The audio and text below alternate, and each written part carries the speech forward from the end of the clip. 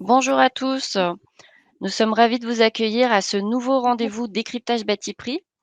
L'objectif de cette session est de vous présenter la nomenclature bâti-prix pour un sujet bien précis, à savoir la réalisation de vos chiffrages d'étanchéité à l'air pour la rénovation énergétique des bâtiments. Et aussi, l'objectif, c'est vraiment de pouvoir recueillir vos besoins en lien avec la rénovation énergétique des bâtiments. Donc n'hésitez surtout pas à utiliser le chat qui est sur la droite de votre écran. Vous avez un bouton violet chat participant. N'hésitez pas à poser vos questions et à enrichir ce live. Donc je m'appelle Marie-Laure, je suis responsable marketing chez Batiprix et je suis accompagnée par Yannick qui travaille depuis plus de 20 ans chez Batiprix. Donc autant vous dire qu'il connaît la base de données sur le bout des doigts. Il a une solide expérience dans le domaine du bâtiment et des travaux publics. Il a été chef de chantier, il a été conducteur de travaux, économiste de la construction, rédacteur de CCTP.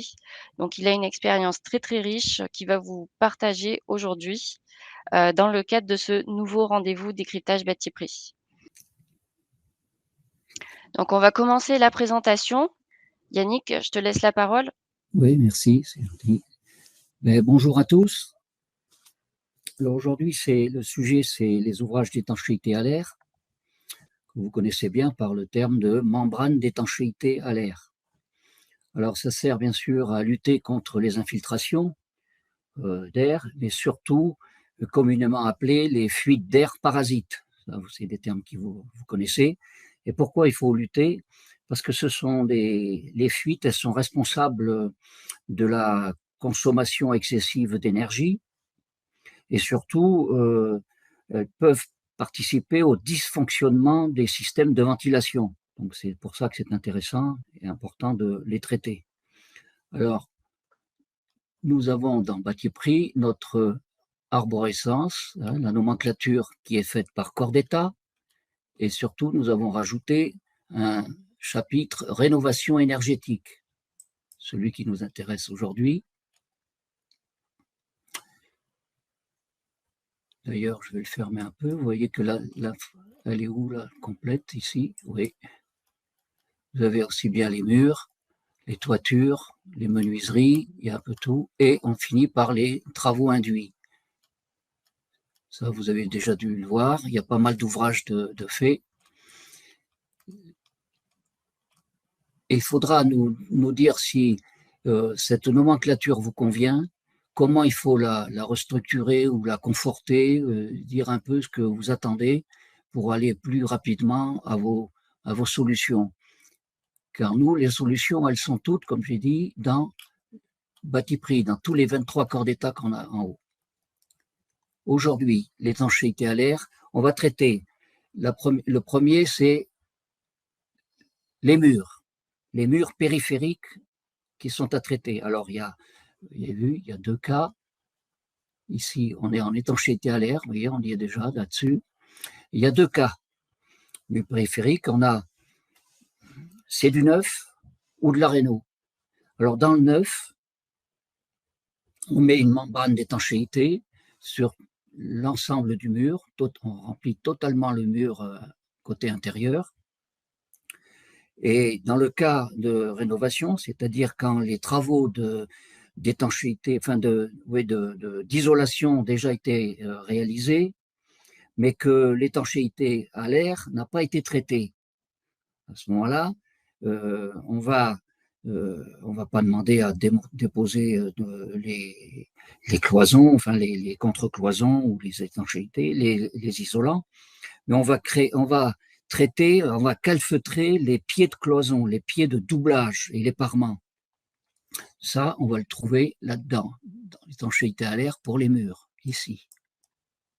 Et on a la membrane d'étanchéité pour l'ensemble du mur dans le cas du neuf, et on traite les pieds de cloison, c'est-à-dire qu'on inclut en pieds de cloison une épaisseur de laine de verre pour étancher. Voilà ce qu'on peut faire dans le cas de la rénovation sur les murs. On ne peut pas tout faire. Qu'est-ce qu'on peut faire sur les murs encore? On peut traiter, ce sont les fenêtres. On peut traiter les fenêtres. Alors, il y a deux cas là encore. Pour les fenêtres, soit on est dans le neuf, où le client il prévoit le remplacement des fenêtres existantes. Donc, on va aller chercher les fenêtres ici. Voilà, on a le bois, le PVC, on a l'alu. Et là-dedans, vous allez voir, je vais vous montrer, toutes les fenêtres, vous pouvez les proposer.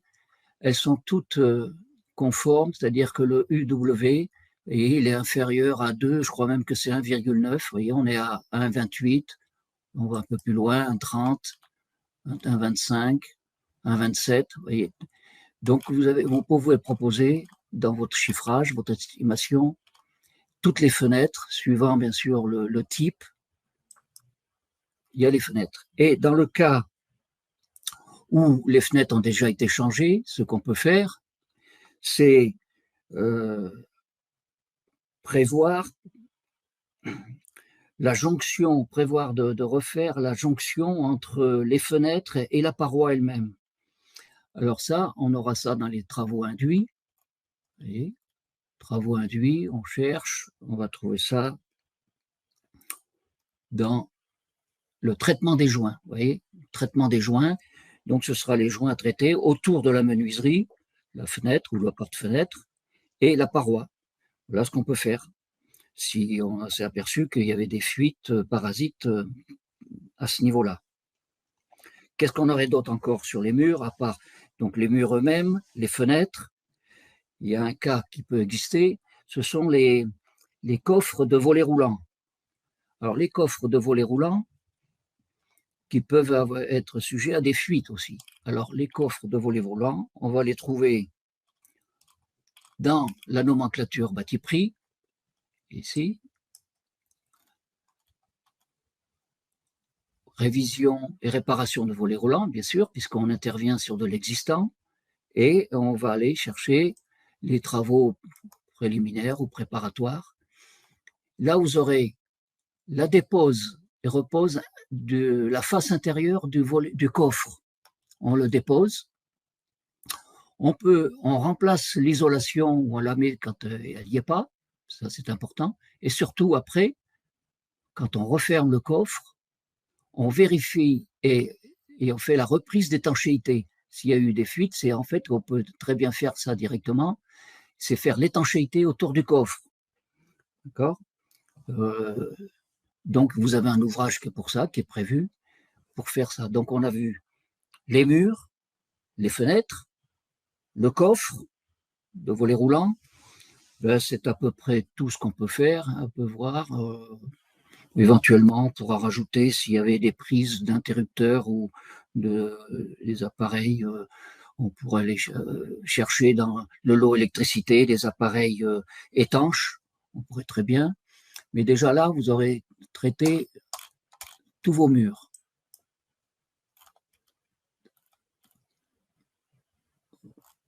Voilà. Qu'est-ce qu'on peut faire encore comme gros sujet? C'est traiter, c'est les combles. Les combles. Alors, au niveau des combles, il y a deux sortes, bien sûr, aménagés et non aménagés. Là, pour les combles, on va aller dans le RE. Les combles, ils sont où? Voilà. Toiture, isolation des combles. On a deux sujets, les pare-pluies sous toiture et les pare-vapeurs. Alors, c'est ça, l'étanchéité en toiture. Vous aurez le pare-pluie qui fait office souvent d'ailleurs maintenant de pare-vapeur aussi, parce qu'il y a des nouvelles membranes qui sont autorégulantes. Bon, mais là, dans le neuf, vous pouvez mettre ça, et même en rénovation lourde, les ouvrages ils sont là. Souvent couplés, donc j'ai dit avec le pare-vapeur, c'est très souvent qu'il faut mettre un pare-vapeur aussi. Hein, soit quand vous déroulez sur les combles perdus, on déroule la membrane sur le plancher. Et il est d'ailleurs obligatoire quand c'est un plancher en bois qui n'est pas. Il est moins obligatoire si c'est une dalle en béton, par exemple. C'est pour ça qu'on sépare un peu les éléments. vous avez tout là pour faire l'étanchéité à l'air, qui traite en même temps d'ailleurs la pluie, qui traite la vapeur d'eau, enfin par vapeur, qui traite tout en même temps. Vous avez tout qui est là. Qu'est-ce qu'on peut faire encore? À part les combles, on reste dans les combles, on peut traiter aussi les fenêtres de toit, par exemple. Alors, pour traiter la continuité de l'étanchéité dans les combles, il faut traiter l'entourage de fenêtres, hein, par la membrane d'étanchéité. Si l'étanchéité a déjà été faite, que la fenêtre a été rapportée après, on peut quand même traiter en insérant autour de la fenêtre de toit, en insérant la membrane d'étanchéité dans la goulotte du cadre de la fenêtre. On la remplit bien et on la fixe avec un cordon de mastic. D'accord? Donc l'isolation, c'est pareil, on prend les pare-pluies, là, les sous-toitures, ce sont des films, des écrans qui sont prévus pour ça. Quand on a traité donc dans les combles je dirais le film écran de sous-toiture et puis le pare-vapeur, le traitement des fenêtres, ça y est, on a fait le tour. Donc pour les murs et les combles, c'est traité. Qu'est-ce qu'on pourrait faire d'autre? Ben, moi, j'ai vu déjà, c'est les deux grands sujets. Ouais, je vois pas d'autres choses très, très importantes. À part, j'ai dit, oui, les fuites de coffres. Si, on peut traiter également les portes d'entrée, par exemple. S'il y a des fuites, si on s'est aperçu qu'il y a des fuites au niveau des portes, c'est souvent, on peut traiter. Alors là, on va dans le 42, ce sont les aménagements intérieurs. Ici, on est dans les blocs. Oui, il faut trouver, hein, bien sûr, c'est pas toujours évident. Dans les portes, on va trouver ça dans les majorations. Ici, voilà, on a les seuils de porte qui sont avec joints, qui sont étanches. Alors l'avantage, c'est qu'ils protègent du froid et des courants d'air. Donc c'est installé en pied de porte, en bas des portes. C'est à peu près tout. On peut préconiser aux clients d'acheter des balais brosses, là, des joints brosses. Ça, il peut le poser lui-même. Voilà, donc quand on a traité les murs, les portes d'entrée et les combles, on a déjà fait beaucoup de choses. À moins que vous voyez d'autres choses. Moi, c'est ce que j'ai repéré pour traiter les ouvrages d'étanchéité à l'air. Ouais, c'est à peu près tout. N'hésitez pas à faire des remarques dans le chat ou si vous voulez voir des sujets complémentaires, Mmh. indiquez-le directement dans le chat qui est situé sur la droite de votre écran. Mmh. Oui. Fuite, les combles.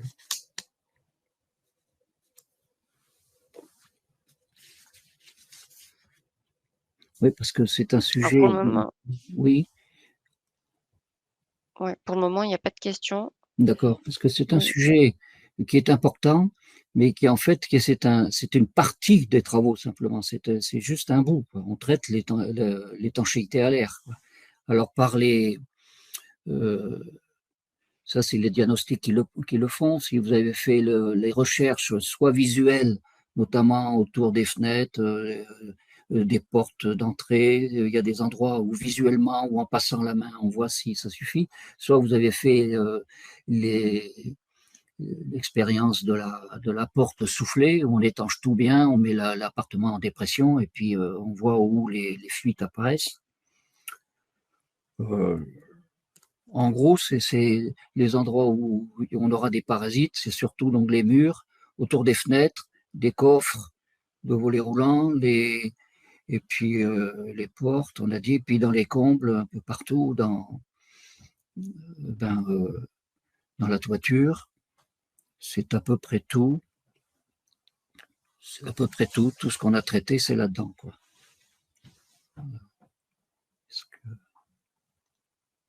Pour les fenêtres, on peut demander, on peut faire quelque chose d'autre, c'est mettre un joint néoprène, là, vous savez, les joints tubulaires, entre le dormant et l'ouvrant dans la fenêtre. Ça, souvent, les particuliers le font eux-mêmes. Et ça participe beaucoup à l'étanchéité à l'air. Voilà.